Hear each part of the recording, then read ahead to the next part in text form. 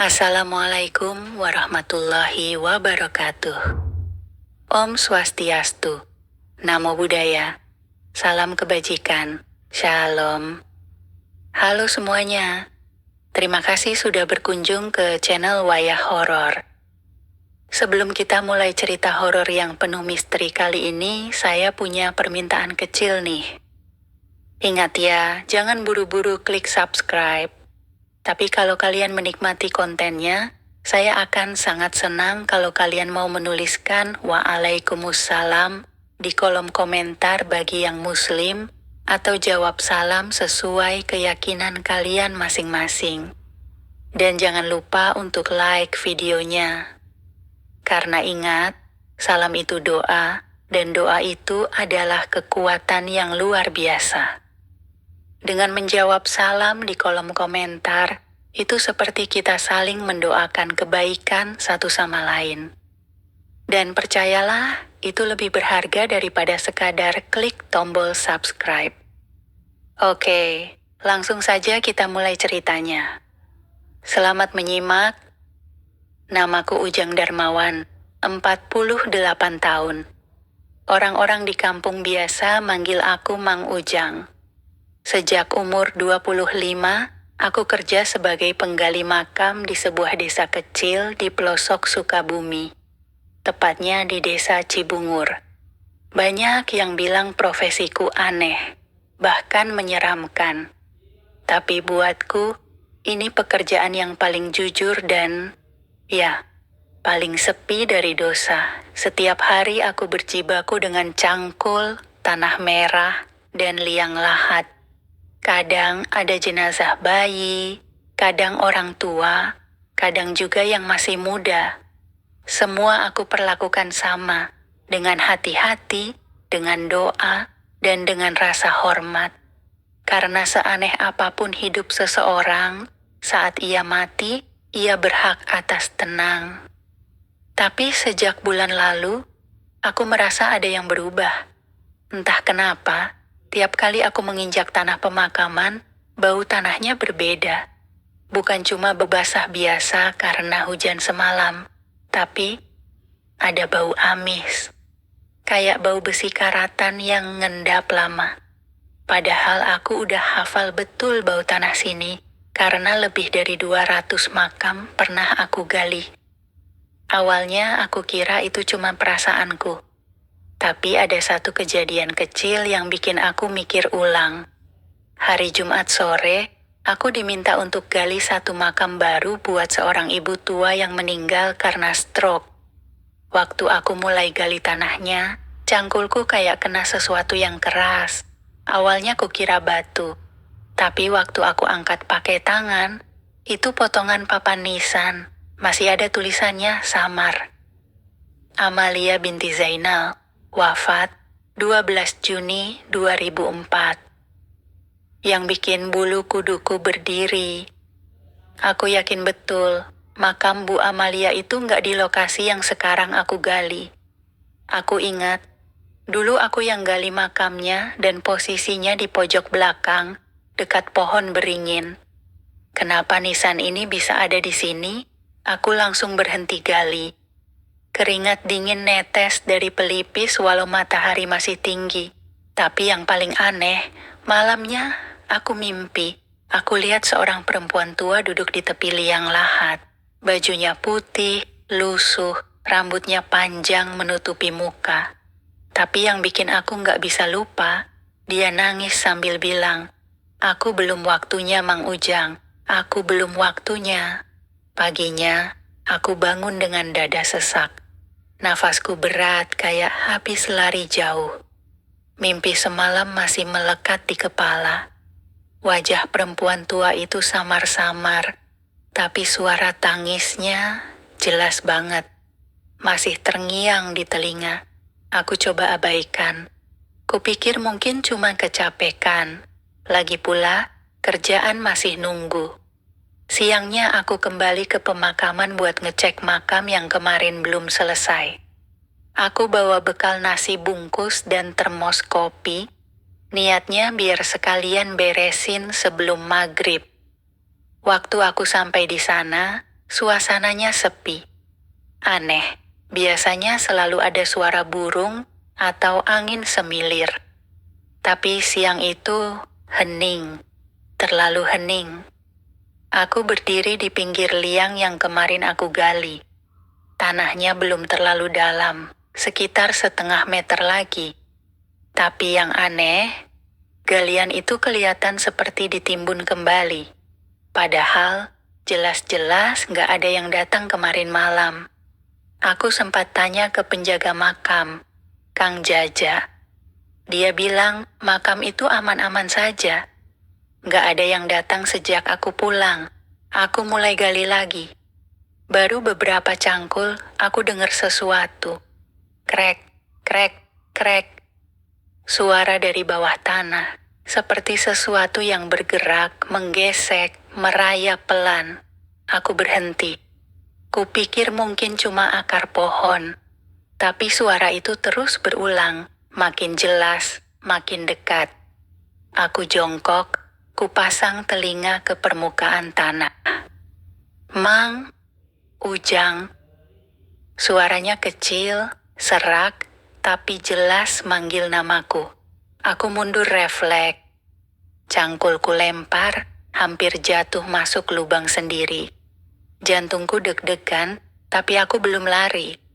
Aku cuma berdiri bengong sampai suara itu berhenti begitu saja. Sunyi lagi. Kepikiran buat tutup lubangnya dan lapor ke aparat desa. Tapi ada bagian dalam diriku yang bilang, selesaikan dulu, Mang. Mungkin karena udah terlalu lama kerja di sini, atau mungkin karena aku ngerasa ini bukan sekadar kebetulan. Malamnya aku nggak bisa tidur, aku ngerasa ada yang ngawasin dari luar jendela.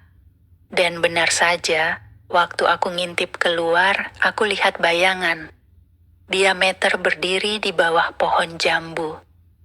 Bayangan perempuan, bajunya putih lusuh, rambut panjang, tapi kali ini dia nggak nangis. Dia senyum. Hari itu aku nggak pergi ke makam, bukan karena takut, aku sudah kebal sama yang begituan, tapi lebih karena penasaran. Siapa perempuan itu? Kenapa dia muncul di mimpiku, lalu muncul juga di makam? Dan kenapa ada nisan Bu Amalia di tempat yang salah? Aku datangi rumah Pak RW, minta izin untuk lihat arsip kematian warga tahun 2004. Kebetulan arsip masih disimpan rapi di laci kantor desa. Di sana tertulis jelas, Amalia binti Zainal, wafat 12 Juni 2004. Dimakamkan di Blok Timur, dekat pohon beringin. Benar, berarti nisan yang aku temukan kemarin memang nggak seharusnya di sana. Tapi kalau begitu, siapa yang dikubur di liang yang sedang aku gali sekarang? Sore harinya, aku coba balik ke lokasi makam. Kali ini, aku bawa Kang Jaja, penjaga makam. Aku tunjukkan bekas galian itu. Jang, ini bekas galiannya kayak ditimbun lagi. Aing mah teu nyentuh Dewi, kata Kang Jaja sambil kerut dahi. Kami berdua sepakat buat gali bareng. Makin dalam kami gali, makin aneh tanahnya. Ada aroma amis yang tajam, mirip bau darah basi. Lalu kami ketemu papan kayu, bukan peti, cuma papan bekas tutup makam. Tapi anehnya, nggak ada jenazah di dalamnya. Kosong. Hanya ada kain kafan kusut, menghitam. Dan secari kertas kecil terlipat rapi di dalamnya. Aku buka pelan. Tulisan tangan dengan tinta merah tua. Dia belum tenang. Kau telah membangunkannya. Aku merinding dari kepala sampai ujung kaki. Kang Jaja mundur pelan-pelan, matanya membelalak. Jang urang tutup Dewi wae. Ieu mah lain karuhun biasa. Kami kubur ulang secepatnya tanpa banyak bicara. Tapi sepanjang hari, aku ngerasa telingaku berdenging. Seperti ada suara lirih yang terus mengulang-ulang. Mang Ujang, ku balik Dewi, ku balik Dewi. Setelah kejadian itu, aku mulai merasa Hari-hariku bukan lagi milikku. Seolah ada yang menempel di pundakku, membisik di telingaku, mengintai dari sudut gelap tiap langkahku. 3 hari setelah penemuan kain kafan kosong itu, aku coba memastikan sesuatu. Diam-diam, sore itu aku datangi makam Bu Amalia yang sebenarnya, yang ada di blok timur, dekat pohon beringin, biar tenang hatiku. Tapi, waktu aku sampai di sana, makamnya hilang. Bukan cuma nisan atau batu penanda yang raib, tapi tanahnya juga rata. Seolah nggak pernah ada lubang atau jenazah terkubur di situ. Aku bahkan sempat injak bagian itu. Gembur, kayak belum pernah digali. Aku panik. Jantungku kayak ditimpa batu. Aku langsung lari ke rumah Pak RW, maksa masuk walau belum dipersilakan. Aku cerita semuanya, tentang makam yang tiba-tiba pindah, tentang mimpi, tentang suara-suara dari tanah. Tapi wajah Pak RW cuma datar, matanya kosong, tapi suaranya pelan. Mang Ujang, makam Bu Amalia memang nggak pernah ada di situ. Aku nyaris marah. Pak RW bercanda, saya sendiri yang gali, saya sendiri yang gotong petinya waktu itu. Pak RW diam sebentar, lalu dia buka laci meja kerjanya, keluarkan satu map kusam, lalu sodorin ke aku. Lihat sendiri, di daftar ini nggak ada nama Amalia binti Zainal. Nggak ada yang wafat tanggal 12 Juni 2004 di desa ini. Tanganku gemetar saat memegang map itu. Mataku membacanya satu-satu, dan memang nama itu tidak tercantum. Tapi aku ingat wajahnya. Aku ingat suara anak-anak membacakan talqin. Aku ingat jelas hujan rintik sore itu. Bahkan aku masih simpan sarung tangan yang kupakai hari itu, berlumpur dan berbau kafan. Lalu, kalau bukan warga sini, siapa dia? Dalam kebingunganku, Pak RW cuma berkata satu kalimat yang sampai sekarang terus menghantui. Mang Ujang, barangkali makam itu memang bukan untuk manusia. Malamnya, aku tidur dengan lampu menyala, tapi seperti biasa, aku bermimpi lagi. Kali ini aku bukan melihatnya dari luar. Aku berada di dalam makam. Tanah menindih dadaku, gelap pekat menutup mata.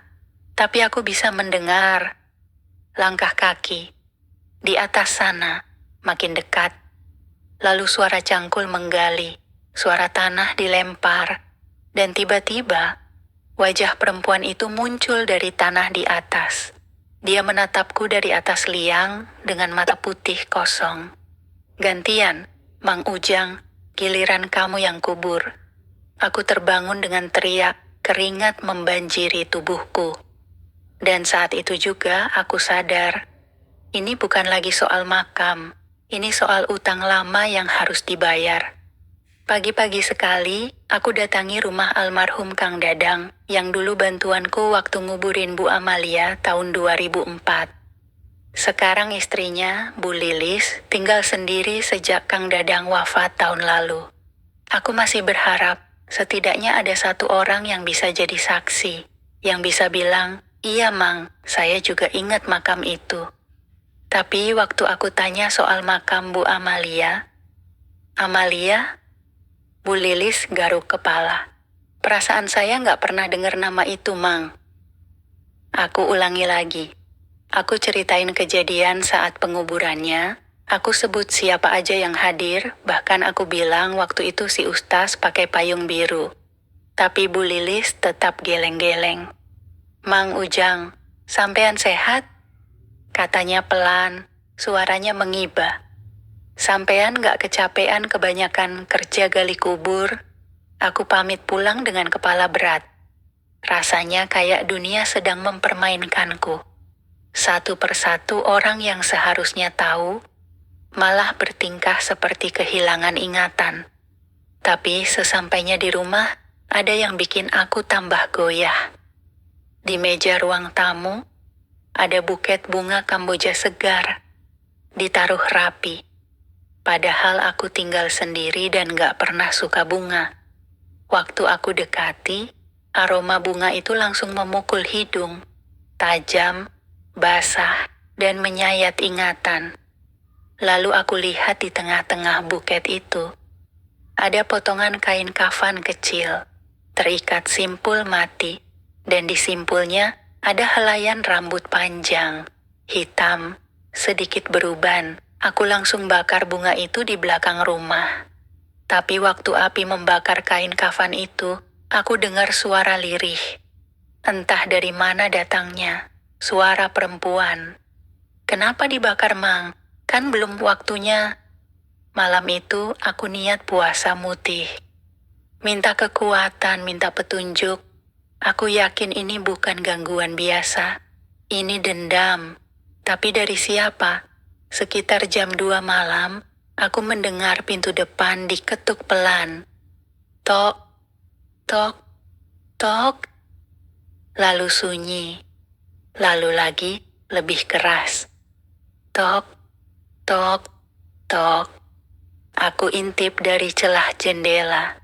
Tapi yang kulihat, 3 orang berpakaian putih berdiri di depan rumah, diameter, tidak bergerak, tidak mengedip, hanya menatap lurus ke arahku. Tapi yang bikin aku menggigil, mereka tidak punya bayangan. Aku mundur. Tangan gemetar, mulut komat kamit baca ayat kursi. Tapi saat aku pejamkan mata dan buka kembali, mereka sudah ada di dalam rumah. 3 sosok berpakaian putih itu berdiri di ruang tamu, tidak bergerak. Wajah mereka pucat, matanya kosong, dan kulit mereka tampak basah seperti habis keluar dari tanah. Tapi yang paling membuatku tercekik dalam ketakutan, mereka tidak menginjak lantai. Mereka mengambang, beberapa senti di atas ubin, dan tidak, aku tidak sedang mimpi. Satu dari mereka maju mendekat, seorang perempuan, rambutnya panjang, basah, menggantung seperti akar pohon. Tapi aku tahu betul siapa dia, Bu Amalia. Wajah yang dulu aku lihat tersenyum kaku di dalam peti. Wajah yang kini terus menghantuiku di mimpi dan siang. Dia buka mulutnya pelan. Tapi yang keluar bukan suara. Itu suara tanah. Ya, seperti suara gumpalan tanah basah dilempar ke dalam lubang. Berat, padat dan menyiksa. Dari mulutnya keluar serpihan pasir dan kerikil. Dan kemudian terdengar satu kalimat, Mang Ujang. Satu lubang belum tertutup. Satu jiwa belum kembali. Aku jatuh terduduk. Terengah-engah. Telingaku mendesing, dunia berputar. Dan ketika aku menoleh lagi, mereka semua sudah hilang. Yang tersisa hanya lumpur basah di lantai. Mengarah dari pintu ke ruang tengah, lalu menghilang di ujung dapur. Besoknya aku nekat. Ku datangi Kiai Sobri, orang tua kampung yang sering menangani hal-hal gaib. Orang bilang beliau punya mata dalam. Awalnya beliau menolak karena katanya aku bukan orang sembarangan. Tapi akhirnya, setelah aku ceritakan semuanya, beliau diam lama. Lalu berkata, Mang Ujang, kau mungkin tak sadar, tapi ada satu makam yang kau gali tanpa izin. Aku bingung. Semua penggalian selama ini selalu atas izin keluarga. Pasti ada suratnya. Tapi Kiai Sobri lanjut bicara, nadanya berat. Makam itu bukan bagian dari dunia ini. Bukan milik siapa-siapa. Tapi karena kau gali, kau ganggu, sekarang isinya gentayangan, dan dia minta tukar. Aku diam. Lalu beliau tunjuk wajahku, tegas. Dan yang dia mau, bukan siapa-siapa, tapi kau. Aku pulang malam itu dengan dada berat, tapi ketika aku buka pintu rumah, aku langsung kaget. Ada gundukan tanah di tengah ruang tamu, setinggi pinggang orang dewasa. Dan di atasnya, nisan batu dengan namaku tertulis. Ujang Darmawan lahir 1009, wafat. Tanganku gemetar. Aku mundur pelan dari gundukan tanah di ruang tamu. Mata ini terus menatap nisan itu, berharap apa yang kulihat adalah ilusi. Tapi tidak. Tulisan di atas batu itu nyata. Tertulis dengan rapi. Ujang Darmawan lahir 1975 wafat. Aku hampir tak sanggup berdiri. Lututku lemas. Dalam hati, aku mencoba mencari penjelasan logis. Mungkin ini ulah orang iseng, tapi siapa yang tahu detail hari lahirku? Siapa yang sanggup masuk rumahku, membuat gundukan setinggi itu, lalu menaruh batu nisan dengan namaku, tanpa ada yang lihat, tanpa suara sedikit pun? Aku coba gali gundukan itu dengan tangan kosong. Tanganku menyibak tanahnya, dingin, lembab, tapi yang aku temukan di dalamnya, potongan sarungku yang aku pakai 3 hari lalu, lengkap dengan noda darah di pinggirannya. Jantungku berdentum kencang.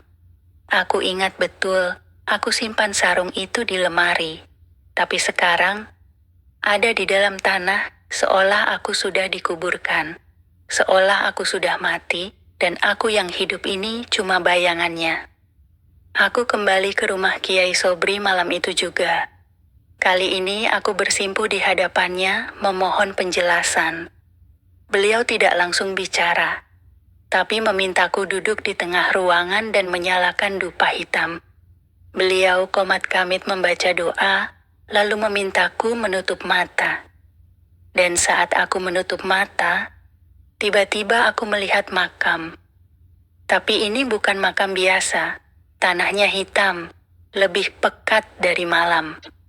Di sekelilingnya berdiri sosok-sosok putih, menghadap ke liang yang masih terbuka. Di dalamnya, aku melihat diriku sendiri. Terbaring, mata terbuka, tapi mulutku terkunci. Sosok Bu Amalia berdiri di ujung kaki. Tangan kanannya menunjuk padaku yang sedang melihat.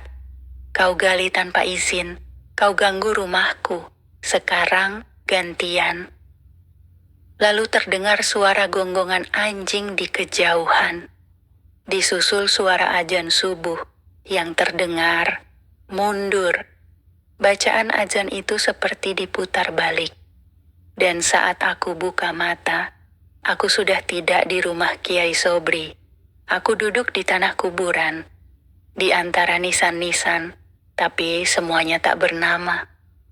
Aku cek jam di tangan, masih menunjuk pukul 02.17, tapi tak ada sinyal, tak ada cahaya. Bahkan bintang pun menghilang dari langit. Hanya gelap dan suara cangkul menggali dari arah belakangku. Pelan, teratur, seperti saat aku menggali. Tapi aku tidak menggali, aku hanya duduk. Perlahan aku berbalik, dan di sana diriku sendiri sedang menggali makam. Dengan wajah kosong, tubuh gemetar, tapi terus menggali. Aku ingin teriak, ingin lari, tapi kakiku kaku. Hanya bisa menatap ketika aku selesai menggali lubang itu, lalu masuk sendiri ke dalamnya. Ketika akhirnya aku bisa gerakan badan, aku bangun dengan tubuh penuh lumpur. Aku di depan rumah, bajuku basah dan kotor, dan di tanganku ada cangkul. Sejak malam itu, aku tak pernah benar-benar tahu apakah aku masih hidup, ataukah aku sedang berjalan di antara dua dunia, terjebak dalam satu liang yang tak bisa kutinggalkan, tapi juga tak bisa kusebut kuburanku sendiri. Aku habiskan 3 hari di rumah, tak berani keluar. Tapi rumahku bukan lagi tempat aman. Suara cangkul menggema dari dapur setiap malam. Bau tanah basah menyelimuti ruang tidur. Dan setiap aku bercermin, bayangan yang kulihat tidak selalu bergerak bersamaan denganku. Kadang matanya tidak melihat ke arahku, kadang mulutnya tersenyum sendiri. Kadang, dan ini yang paling mengerikan, aku melihat bayangan itu tidak punya wajah. Hanya permukaan rata seperti kain kafan yang dililit. Aku sempat menyalakan kamera ponsel, berharap bisa merekam bukti agar pikiranku tak dikira gila. Tapi yang terekam cuma layar hitam dengan suara lirih. Ujang, waktumu tinggal 7 hari. Hari ketiga, aku didatangi Pak Jaya, kepala TPU yang dulu pertama kali memberiku kerja jadi penggali makam. Sudah tua, jalannya tertatih, tapi sorot matanya masih tajam. Dia datang tanpa aba-aba, berdiri di depan pagar sambil membawa rokok kretek dan sebotol air putih. "Aing ngerti, Jang," katanya pelan. "Ini bukan cuma salah gali, ini soal hutang yang kau warisi." Aku diam, aku belum paham. Lalu dia cerita tentang makam tua di tengah area pemakaman yang sejak zaman Belanda tidak boleh diganggu, tak pernah tercatat, tak pernah disentuh. Tapi beberapa tahun lalu, ada satu penggali yang salah menggali jalur saat memotong tanah baru. Dan tanpa disadari ia menggali langsung ke atas makam itu. Dan penggali itu adalah aku. Waktu itu kamu nggak sadar, kami pun nggak curiga, karena tanahnya sudah bercampur.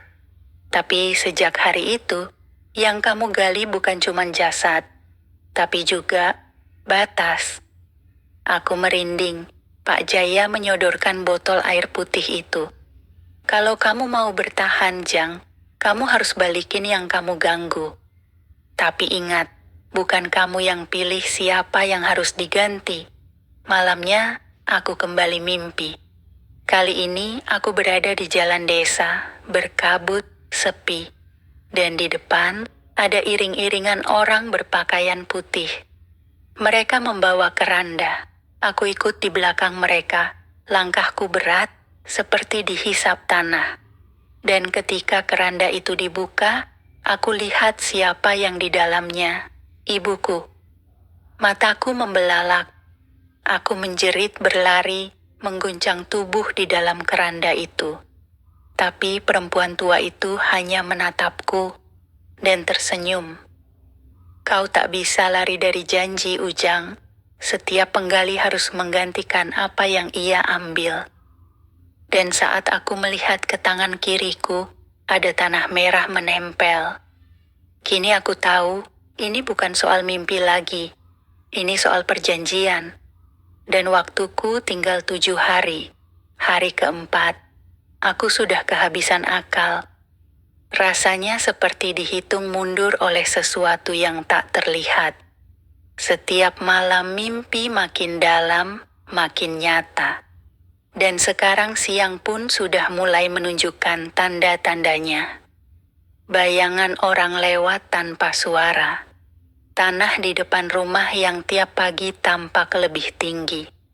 Bahkan ayam peliharaanku mendadak mati semua, dengan tubuh menggigil seperti dicekik oleh udara dingin yang tak kelihatan. Akhirnya aku kembali ke tempat yang disebut Pak Jaya. Makam tua yang tak tercatat.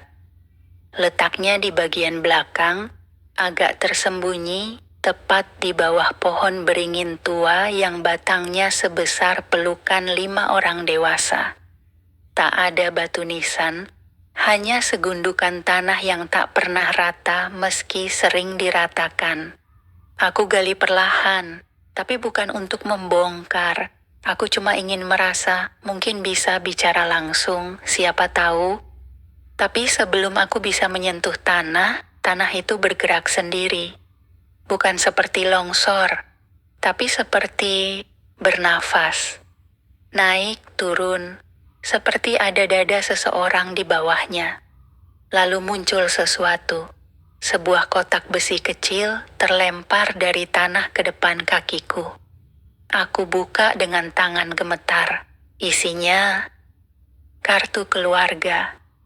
Namaku tertera di sana. Tapi ada satu nama yang tidak pernah ku tahu sebelumnya. Amalia binti Zainal.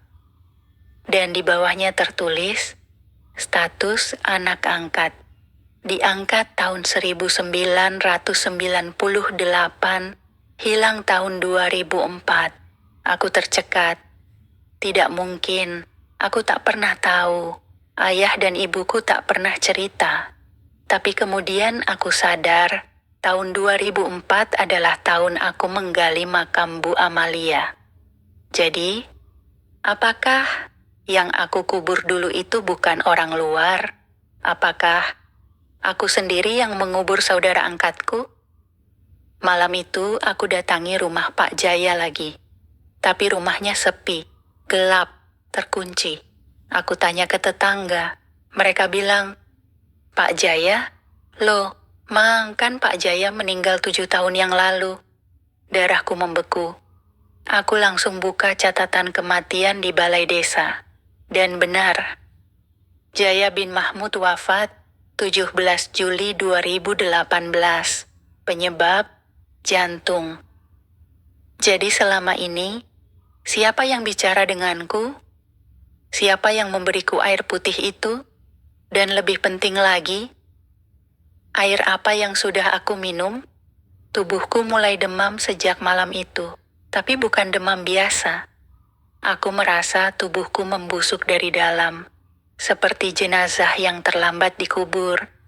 Kulitku pucat, urat-urat membiru, dan setiap aku bicara, ada aroma tanah keluar dari mulutku. Aku mencoba menulis surat wasiat, tapi setiap kali ku goreskan namaku, tulisan itu menghapus sendiri, seperti tidak diizinkan. Karena mungkin dunia ini pun mulai menolak keberadaanku. Hari kelima, tubuhku makin lemah. Nafasku berat, tapi bukan karena sakit, melainkan karena ada sesuatu yang seolah menarik jiwaku dari dalam. Setiap aku menatap bayangan sendiri, aku merasa aku bukan lagi Ujang Darmawan yang dulu. Dalam kepala, hanya satu hal terulang terus. Satu jiwa harus diganti. Aku mulai bertanya pada diri sendiri, apa mungkin aku bisa menyerahkan jiwa lain? Bukan karena ingin selamat, tapi karena aku belum siap mati tanpa tahu siapa aku sebenarnya, siapa Amalia. Dan kenapa aku, dari semua orang, yang harus jadi tumbal. Aku pikir, mungkin Kang Jaja bisa jadi pengganti. Dia juga penggali makam. Pernah bantu aku gali lubang yang ternyata jadi awal kutukan ini. Aku temui dia malam-malam, ajak ngobrol sambil bawa kopi dan rokok. Tapi, waktu aku coba buka topik soal kematian, soal jiwa yang belum tenang, dia langsung berubah. Jang, aing oge mimpi, tapi dina mimpi aing nu mao teh lain urang, tapi anjeun. Ujang, aku juga mimpi. Tapi dalam mimpiku yang mati itu bukan aku, tapi kamu. Aku tercekat, kukira hanya aku yang dihantui. Dan anjeun tuh sabenerna lain Ujang Dewi tah. Anjeun teh geus lila dikubur. Anjeun nu ayeuna mah tinggal balik na hungkul. Dan kamu tuh sebenarnya bukan Ujang lagi. Kamu yang sekarang cuma sisanya. Aku pulang malam itu tanpa bicara apa-apa lagi. Di rumah aku nekat. Aku ambil cermin besar. Ku berdiri di depannya. Kali ini aku tak hanya menatap bayangan, tapi bicara langsung padanya. Kalau aku sudah mati, kenapa masih bisa merasa sakit? Kenapa masih bisa takut? Dan bayangan itu menjawab, karena kau belum dikubur, dan sebelum kau masuk tanah, kau harus menggali satu lagi. Tiba-tiba tanganku bergerak sendiri, mengambil cangkul dari pojok rumah, dan tubuhku seolah punya kehendak sendiri melangkah keluar. Ke arah TPU. Jam 2 dini hari. Aku berdiri di atas tanah yang sama, tempat di mana dulu aku menggali tanpa izin. Tapi kali ini, ada orang lain di sana. Bukan siapa-siapa, hanya pemuda mabuk yang tersesat lewat kebun belakang. Entah kenapa, hatiku dingin. Tidak ada rasa kasihan. Hanya satu suara yang terus berdengung. Satu jiwa untuk satu lubang. Tanganku menggenggam cangkul. Aku bisa saja menghantam, aku bisa jadikan dia pengganti. Tapi sebelum aku bergerak, perempuan itu muncul. Amalia. Dia berdiri tepat di belakang pemuda itu, menatapku, matanya merah, dan dari mulutnya mengalir darah hitam. Kau masih tak mengerti, Mang Ujang. Bukan sembarang jiwa yang bisa ditukar. Yang kau kubur dulu adalah darahmu sendiri. Aku terhuyung jatuh. Dunia berputar, dan dalam sekejap, aku sadar bahwa aku bukan sedang mencari pengganti, tapi sedang dipaksa mengulang kesalahan, lagi, dan lagi. Karena ternyata, aku sudah pernah menggali tubuhku sendiri. Hari ke-6, aku sudah tidak tahu lagi siapa diriku, makan tak terasa. Tidur cuma berpindah dari mimpi ke mimpi yang lain. Tapi malam itu, untuk pertama kalinya, aku tidak mimpi. Aku mengingat, aku kembali ke tahun 2004. Hari ketika aku dan Kang Dadang menguburkan jenazah perempuan yang katanya bernama Amalia. Hujan rintik, tanah becek, tapi ada yang janggal. Wajah jenazah itu tak pernah aku lihat. Kain kafannya rapat, tidak dibuka, tidak diperiksa. Lalu saat prosesi selesai dan tanah sudah diratakan, Pak RW waktu itu bilang satu kalimat. Sudah, jangan bicara soal ini lagi. Anggap ini amal. Aku nurut. Tapi sekarang aku sadar, tidak ada keluarga yang datang, tidak ada doa talqin, tidak ada satupun nama yang dicatat. Makam itu bukan untuk Amalia. Makam itu untuk menutupi sesuatu. Aku kembali datangi rumah Bu Lilis, istri Kang Dadang. Kukira dia sudah lupa semuanya. Tapi kali ini aku bawa kartu keluarga yang kutemukan di makam. Dan begitu dia lihat nama Amalia, dia mendadak pucat. Ujang, kau jangan buka itu lagi. Aku paksa dia cerita. Air matanya turun. Lama ia diam, lalu akhirnya berkata, Amalia itu anak angkat yang disembunyikan keluargamu. Bukan karena aib, tapi karena dia tidak bisa mati biasa. Dia pernah dikubur 3 kali. Tapi setiap kali dikubur, tanahnya menolak, mayatnya muncul kembali.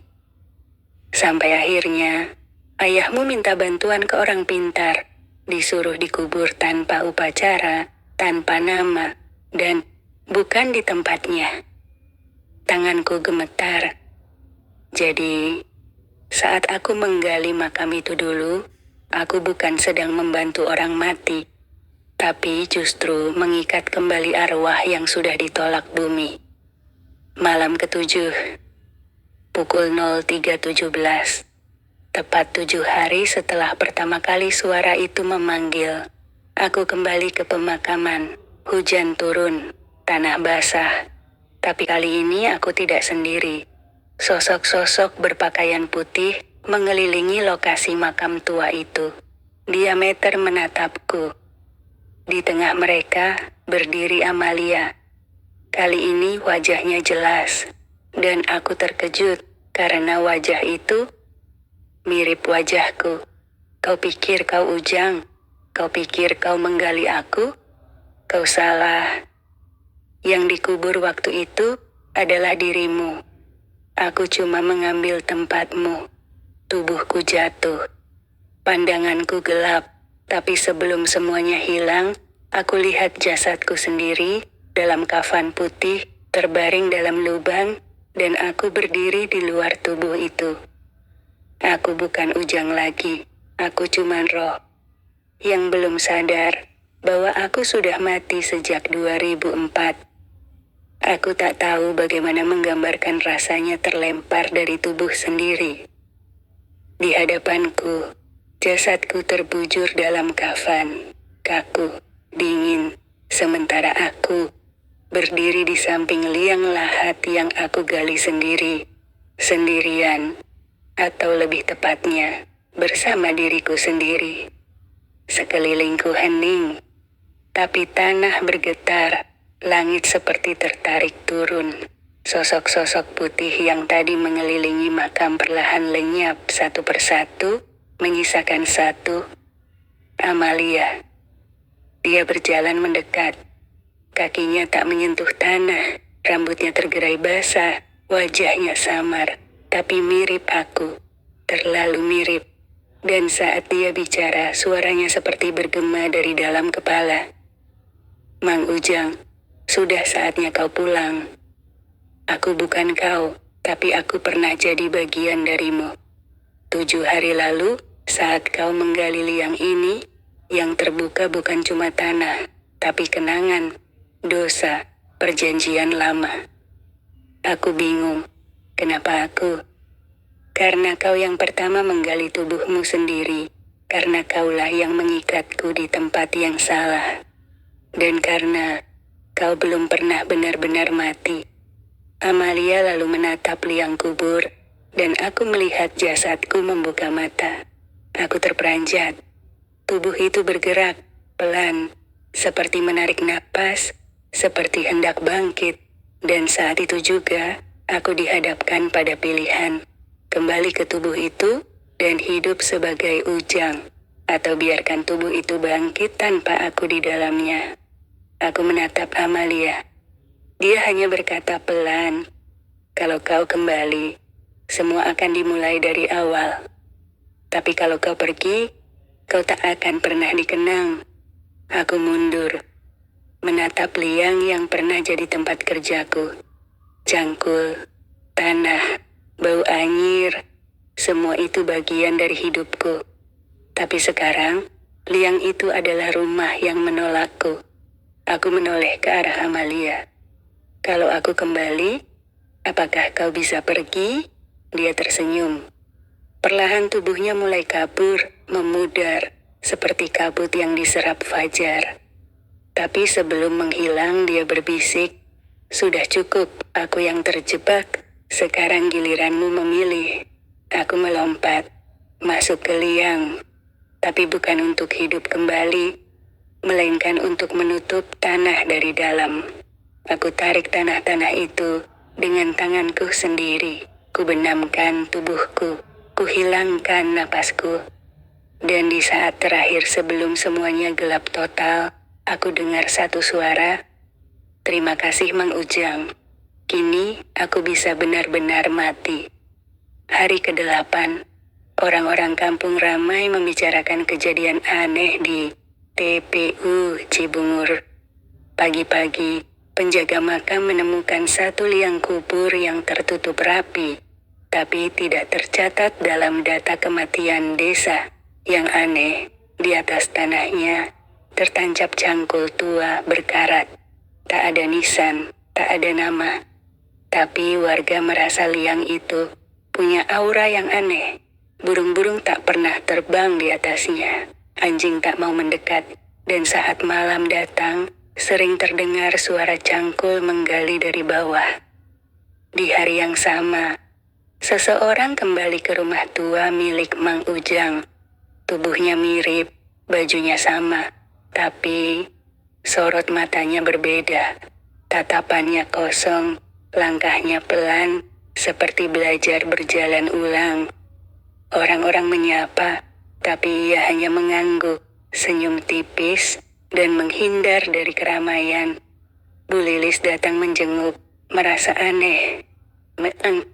Sampean nggak kenapa-kenapa, kan? Laki-laki itu hanya menoleh, lalu menjawab dengan suara serak. Aing ayuna geus balik, tapi nu hebel, geus nyorang leweung nu panjang.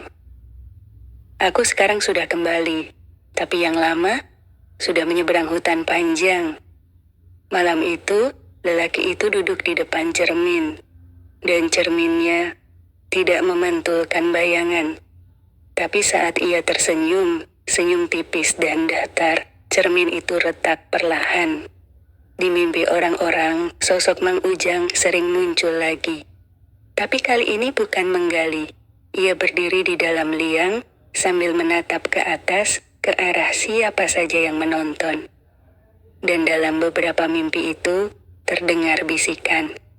Aku bukan Ujang, tapi aku akan tinggal di sini, menggantikan yang dulu. Sudah seminggu sejak Mang Ujang kembali dari entah kemana. Orang-orang di kampung Cibungur mulai merasa ada yang tidak beres. Bukan karena Ujang terlihat aneh. Dia tetap datang ke mushola, tetap menyapu halaman, tetap menyapa anak-anak. Tapi semua orang sepakat. Rasanya dia bukan orang yang sama. Beberapa warga mulai mengalami mimpi aneh. Mereka bermimpi berjalan di pemakaman malam hari, tanpa suara, tanpa arah. Dan di ujung mimpi, mereka menemukan liang lahat yang belum ditutup. Di sampingnya berdiri Mang Ujang, hanya diam menatap mereka. Beberapa anak kecil mengaku melihat Mang Ujang berdiri lama di depan pohon pisang tengah malam. Tak bergerak selama 1 jam. Sementara di rumahnya sendiri, lilin selalu menyala di kamar belakang, padahal listrik tidak padam. Bu Lilis, yang paling gelisah, nekat masuk ke rumah Ujang saat ia sedang ke ladang. Ia masuk ke kamar yang dulu tertutup rapat. Dan di sana, ia melihat cermin besar yang penuh retakan. Di bawahnya ada papan kayu tua yang disandarkan ke tembok. Di balik papan itu tertulis dengan kapur putih, "Jangan pernah bangunkan yang sudah menggali dirinya sendiri." Dan di pojok kamar ada satu benda yang membuat Bu Lilis pingsan di tempat. Kain kafan berlumur tanah, disusun rapi di atas kasur. Saat Bu Lilis sadar, ia sudah di rumah sakit. Tapi yang aneh, tidak ada satupun warga yang mau bicara tentang Ujang. Bahkan, saat Bu Lilis sebut namanya, mereka hanya menunduk, menghindar, atau diam. Seperti takut membangunkan sesuatu yang seharusnya tetap tidur. Malam harinya, suara cangkul kembali terdengar. Bukan dari TPU, tapi dari bawah tanah rumah Bu Lilis. Lalu muncul kabar, seseorang melihat 2 Ujang berjalan bersamaan di 2 arah berbeda. Satu ke pasar, satu ke pemakaman. Dan salah satu dari mereka tidak punya bayangan. Orang-orang mulai pelan-pelan meninggalkan TPU Cibungur. Tak ada yang berani berkebun dekat situ lagi. Bahkan penggali makam baru tak bertahan lebih dari seminggu. Mereka semua mundur dengan alasan yang sama. Ada yang mengawasi dari bawah tanah. Di desa, nama Mang Ujang tak lagi disebut keras-keras. Warga menyebutnya si penjaga, atau hanya menyentuh bibir dan menggeleng jika ada yang bertanya tentangnya. Tapi Ujang masih hidup, masih terlihat, masih menyapu halaman, tapi matanya kosong. Hingga suatu malam, warga melihat sesuatu yang membuat semuanya berubah. Ujang duduk di depan rumah, sendiri, hening, tapi tubuhnya berkabut, perlahan memudar seperti bayangan diserap tanah. Beberapa warga yang melihat dari kejauhan mengaku mencium bau anyir, dan tanah basah menguar sampai ke jalan. Dan tepat pukul 03.17, sosok itu menghilang begitu saja. Tak meninggalkan bekas selangkah, tak ada suara. Hanya satu cangkul tua yang berdiri tegak di tengah halaman rumahnya. Beberapa hari kemudian, pemerintah desa datang untuk mengecek rumah Ujang. Mereka temukan satu ruangan yang ditutup papan dan kawat. Setelah dibuka, hanya ada satu hal. Lubang galian, dalam, hitam, tak berdasar. Di sampingnya, secari kertas tua. Tulisannya hanya satu kalimat. Yang menggali terlalu dalam akan menemukan dirinya sendiri terkubur. Pesan moral, manusia sering merasa paling tahu tentang kehidupan dan kematian. Tapi tanah menyimpan rahasia yang tak selalu bisa dijelaskan oleh logika. Saat kita menggali terlalu dalam, baik secara harfiah maupun dalam hidup, kita tak hanya menemukan apa yang tersembunyi, tapi juga bisa membuka pintu yang seharusnya tetap terkunci. Cerita ini mengajarkan bahwa ada batas-batas dalam hidup yang tidak boleh dilanggar. Kita tidak selalu harus tahu segalanya, karena ada hal-hal yang diciptakan hanya untuk diterima, bukan untuk diungkap. Dan kadang, harga dari rasa penasaran adalah jiwa itu sendiri.